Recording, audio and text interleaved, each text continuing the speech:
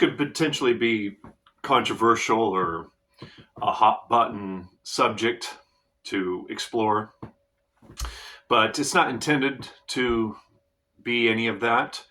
I'm just sharing my thoughts about this subject. And for those that don't know, I am a jazz musician. So if it sounds like I'm putting down jazz in any way, that's not where I'm coming from. And I'm also not trying to put down people that don't like jazz.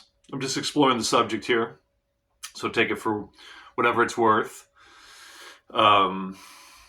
Yeah. So the 10 reasons people hate jazz. Of course, I'm sure there could be others that I'm not listing here, but these are the 10 that struck me as the most pertinent or most obvious ones. So I think part of the reason is it's mostly instrumental. Most people want to listen to music that has vocals. I mean, the majority of people. And that's, how they're able to relate to music usually is by the words. Because you can know nothing about music and still relate to the words, right? And the human voice, everyone can relate to that too. But relating to the guitar, for instance, by itself, just the notes can seem abstract to people. So yeah, instrumental music is not as popular, right? And most of jazz is that. Of course, there's jazz with vocals, but most of it is instrumental. And kind of related to that is it's mostly about the art and not the entertainment. In the swing era in the 20s and 30s, part of the appeal of jazz was the fact that you could dance to it. And it was very popular music at that time. It was America's music.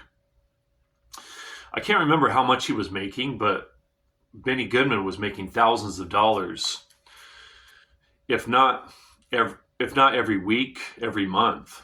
It was either 15,000 a week or 15,000 a month. Somewhere around there, just thousands of dollars back in the 30s. And there was improvising in there, and it did feature good musicianship, but it was danceable. So when the beboppers came along in the 40s, they got away from the danceable and entertainment aspect of the music and focused on the art. Charlie Parker and the beboppers, they really wanted to get away from being looked at as entertainers and to be looked at as serious artists. So that definitely hurt jazz as far as being popular. Sidney Bechet, the soprano saxophonist, said the beboppers are really good, but they close more clubs than they open. Yeah.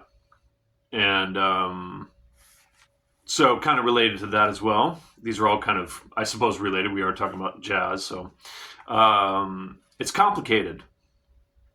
All of the elements in music are expressed at their kind of extreme levels. Harmonically, melodically, rhythmically. And then how the musicians develop themselves as far as their sounds and the forms and the way the musicians interact with one another. It's all very complicated. All the musical elements are just maxed out. And so it can just be hard for people to relate to it because they don't know how to hear that much complexity. And so this might seem a little odd, but I thought I would use this as an analogy. I don't drink anymore, but I used to drink scotch, and some of my students would, as a gift, give me a bottle of scotch. And so these two were actually gifts that students gave me. But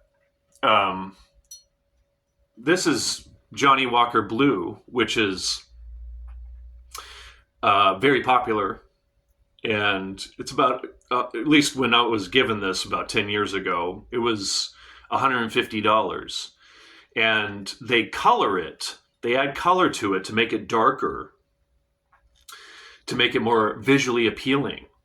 And they also chill filter the whiskey to take out all the oils and all the complexity that the casks have as far as how the casks influence the whiskey. So they take all that stuff out so it's clearer. And it's only 40% alcohol strength. And you compare that to something that is actually cheaper, at least around the time a student of mine gave me this. This was like $80 or $90. And the Johnny Walker Blue doesn't have any age statement. It doesn't tell you how old it is. So it could only be, 10 years old as far as the various whiskeys that are in it. And it's blended. It's a blended whiskey. It's not single malt. So you don't even really know what's in it. And that's really popular. Versus something that's aged 18 years old. It doesn't have any coloring added to it, so it's lighter, and it's not chill filtered, so it is more hazy in color, and it's cheaper, and it's a single malt. And this just takes a lot more kind of practice, more of your time to really appreciate something like this versus the Johnny Walker Blue. And so what's popular is usually what is, most easily consumed. It has qualities about it that don't take much effort to understand. And so it can just take some time to appreciate an art form like jazz, to get into the subtleties and the nuances and the complexities and because this unchill filtered higher quality whiskey is very complex, and it would hit a novice drinker in a way that would be unappealing. Whereas the Johnny Walker Blue is, smoother and less complex and more, easily palatable. So I think it's kind of like that. I just wanted to use that as an analogy. And we could draw analogies to literature, right?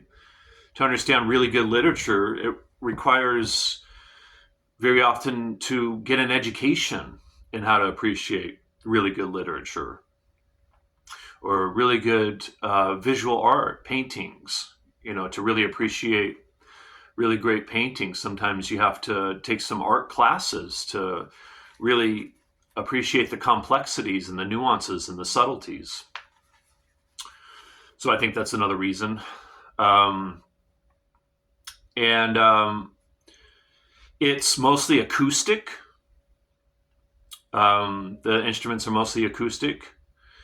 And most people, at least now, want to hear electric instruments. And it seems like even more so now that people are, pop stars are making their albums, at least some of them, on their laptops, just all electronic instruments. So people are more used to that and wanting to hear that kind of quality in the music, not acoustic. No catchy melodies or hooks. A lot of people can't relate to the melodies and kind of walk away after hearing jazz unable to remember anything. I mean, I think that there are catchy melodies in there. It's just maybe they're just not as obvious, right? People don't grow up with it, so they're not used to it. And especially nowadays, most people aren't growing up listening to jazz. So when they become adults and they hear it, or if they hear it here and there as a child, they just don't know how to relate to it because they're not used to it. And then kind of related to the complexity of it and all that. Music education isn't commonplace. So most people aren't getting any kind of music education, at least as they're being brought up. Of course, some people are, but yeah, it could just help so much if you have some education about the music to appreciate it. Um, and so, yeah, it's just an element that people don't have in their lives is music education. I was thinking about this before filming, and for instance, like someone like Joe Satriani, it seems like most of the people, certainly not all, but a lot of the people that listen to his music are guitar players. Um, yeah, I don't know what percentage, but a decent amount. There's a lot of improvising in jazz, and most people want to listen to compositional music. And yeah, that's just what most people are used to. And they're able to, like, if you go see Metallica or something, or Lady Gaga live, it's pretty much them replicating what they already did on the records. And that's usually what people want. They want familiarity. They don't want to listen to something new every time they go hear their favorite band. Um, yeah, and some of these I thought were funny. I had it in my head I was going to do this with a straight face, which I have obviously so far. But some of these I think are kind of funny. Self-indulgent.